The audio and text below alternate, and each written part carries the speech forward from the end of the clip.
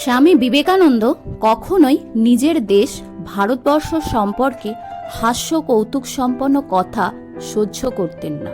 তবে তিনি রাগ না করে সেই কথারই হাস্যরস ভরা বাক্যে তাদের উত্তর দিতেন।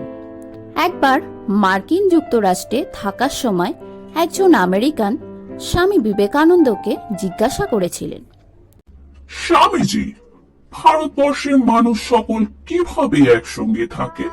তাদের গায়ের রঙের মধ্যে কত বৈষম্য। কিছু জনের গায়ের রং কালো, কিছু জন বাদামি, আবার কিছু জন লাল, এমনকি কিছু জন সাদাও রয়েছে।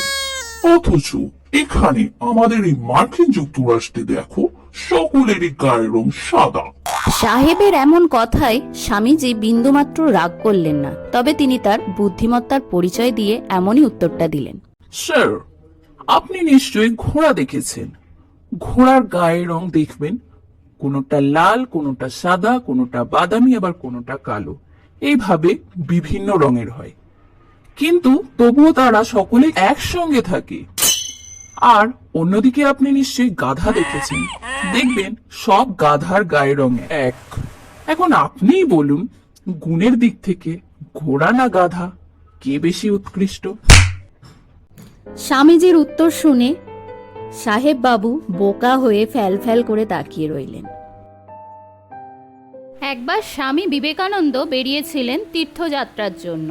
সেখানে বিভিন্ন জায়গায় তীর্থ দর্শন করে অবশেষে এসে পৌঁছালেন কাশী বিশ্বনাথ দেবের মন্দিরে। ভগবানের দর্শন করে যখন তিনি মন্দিরের বাইরে এলেন, তখন দেখলেন সেখানে কিছু বাদর ঘোরাফেরা করছে। এরপর স্বামীজি যখন নিজের রাস্তায় চলতে শুরু করলো, সেই বাদরগুলোও তার পিছু করতে থাকলো। সে যতই এগিয়ে চলে, বাদরগুলো কিছুতেই তার পিছু ছাড়ে না। এই দৃশ্য দেখে পাশে দণ্ডায়মান এক ব্যক্তি বলে ওঠেন, মহাশয়, পালিয়ে যাবেন না, বিপদের সম্মুখীন হন, রুখে দাঁড়ান। এই কথা শুনে স্বামীজি পিছন ঘুরে নির্ভয়ে এক দৃষ্টিতে বাদরগুলোর দিকে তাকিয়ে থাকেন। কিছুক্ষণ পর বাদরগুলো সেখান থেকে ধীরে ধীরে চলে যায়। এই ঘটনা থেকে স্বামীজি শিক্ষা নিয়েছিলেন, কখনো বিপদের সম্মুখীন হলে সেখান থেকে পালিয়ে যাওয়া উচিত নয়, বরঞ্চ সাহসিকতার সাথে সেই বিপদের সম্মুখীন করা দরকার। যতই বিপদ থেকে পালিয়ে যাব আমরা, ততই বিপদ আমাদের গ্রাস করবে।